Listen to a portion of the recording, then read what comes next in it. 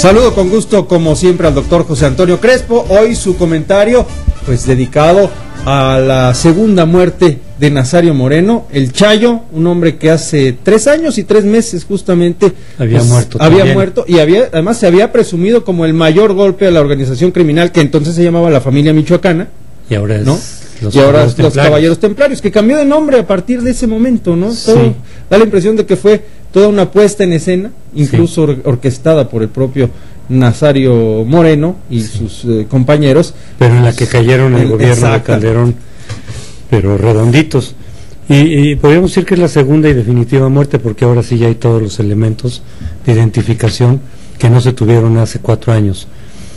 Pero pareciera que cada uno de los logros que consigue el gobierno de Enrique Peña Nieto es un golpazo al gobierno de Calderón, todos y cada uno, porque lo desnuda, lo exhibe en su incapacidad, en su ineficacia, en este caso además en incurrir en un invento. Pareciera que como no conseguían la captura de ningún capo importante, pues decidieron inventársela, sin todos los elementos, con sin una ningún especulación, elemento, ¿sí? ¿no? Sin ningún elemento que permitiera realmente presumir la muerte del Chayo, de este capo de la familia. Y en ese sentido, bueno, pues todos los avances de Peña Nieto van dejando cada vez en peor lugar, en peor imagen a Calderón. Claro, Calderón puede decir, pues, eran mis funcionarios ahí, ¿no? Alejandro Poiré. Pues sí, pero quien puso el tema, quien armó es la guerra contra el crimen organizado y lo colocó como el centro de una operación gubernamental, pues fue el presidente de la República. Fue su principal tema. No fue un tema, hay que recordar, de su campaña, sino que lo introdujo después, ya cuando era presidente, a unos cuantos días, y fue el principal tema de su gobierno. Pero bueno, una cosa es que ese haya sido su tema, y otra cosa es que nos hayan engañado, porque eso es lo que hicieron con nosotros, ¿no? En este caso en particular, sin tener los elementos para decir el Chayo ya murió y por lo tanto es una baja que se acredita al gobierno de Felipe Calderón, pues resulta que no era cierto. Ahora, por otro lado, lo que habría que reflexionar es si realmente las muertes de estos capos repercuten en la disolución de un cártel determinado. Puede ser que sí, puede ser que no. Es decir, muchas veces los cárteles están armados y tienen sustitutos y tienen gente que va a sustituir al capo capturado, al capo caído en acción, digamos, y que entonces va a seguir caminando como si nada. Yo creo que es una desventaja el hecho de que en lugar de capturar a un capo muera, porque pierde una gran cantidad de información que permitiría desarmar, digamos, redes de complicidades, saber quiénes le están ayudando, quiénes le ayudaron, quienes estaban cercanos a él dentro del propio gobierno en sus diferentes niveles. Entonces la muerte de un capo pues no es algo que haya que celebrar, es mucho mejor la captura en todo caso. Pero en este caso pareciera que ya se están acorralando a los templarios, o sea, realmente los templarios, el cártel de los templarios se está viendo ya asediado por varios lados, es decir, las autodefensas junto con la Policía Federal, pues están realmente perdiendo terreno.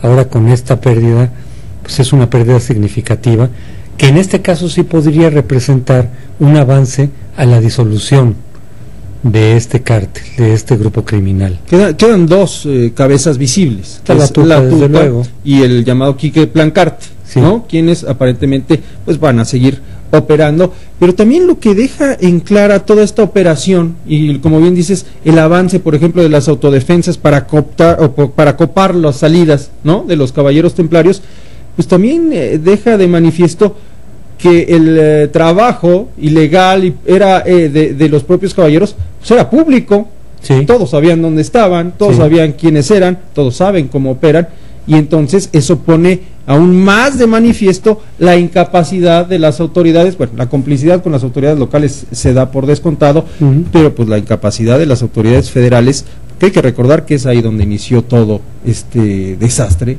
de la guerra contra el crimen. Era información pública, pero la gente estaba amedrentada, porque estaba totalmente amenazada por los templarios, por la familia michoacana en aquel entonces, pero aquí quizá el factor que está ayudando a desmantelar, porque a mí sí me da la impresión de que poco a poco este cártel se está desmantelando, independientemente que queden todavía algunos líderes por ahí.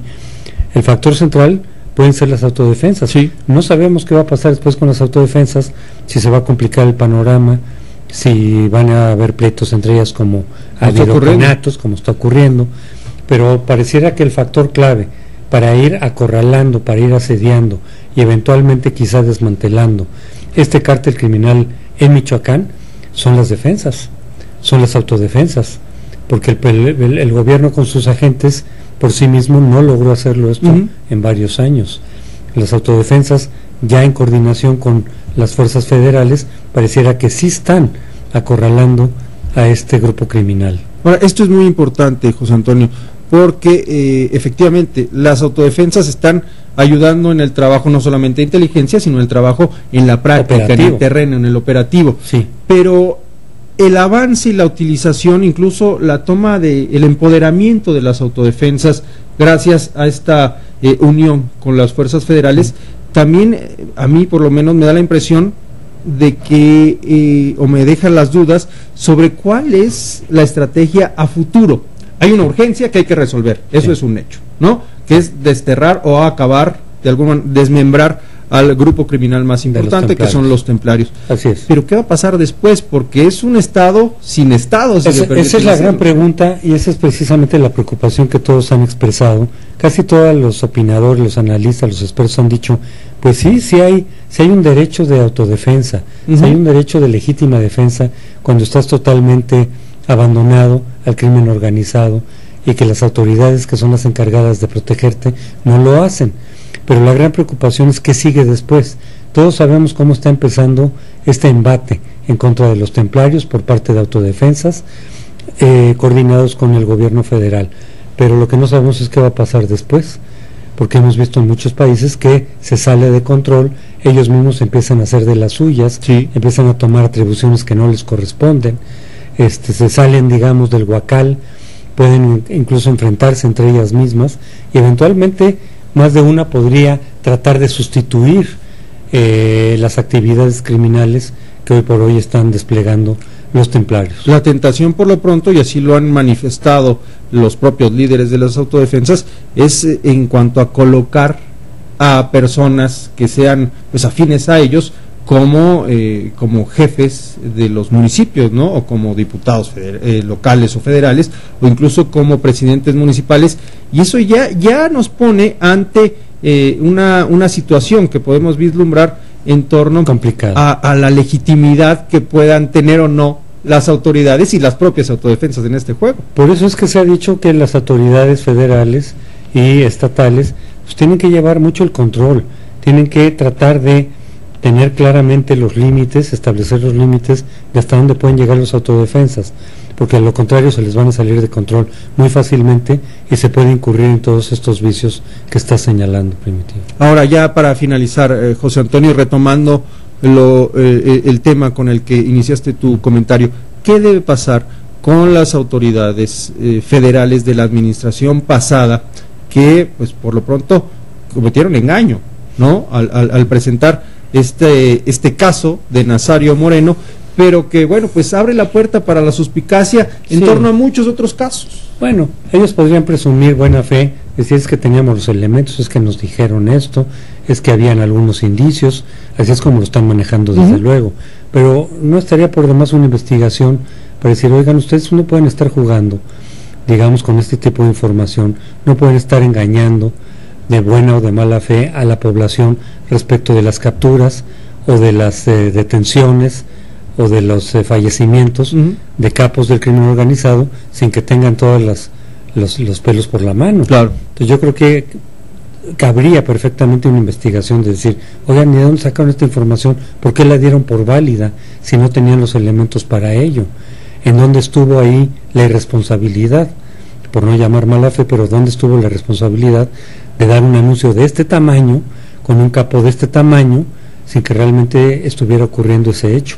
Pues muchas dudas que deben de ser resueltas, ojalá más allá del comunicado que emite hoy Alejandro Poiré, en el que dice pues teníamos indicios. Pues sí, es la cosa, no están presumiendo. Nada más. Todos los elementos apuntaban, fue de buena fe, sí, pero tiene que haber una investigación de en dónde se les fue, digamos, el hilo. Muy Así bien. es. José Antonio, muchas gracias. Primitivo, muy buenas noches. Buenas noches. Hacemos una pausa, volvemos.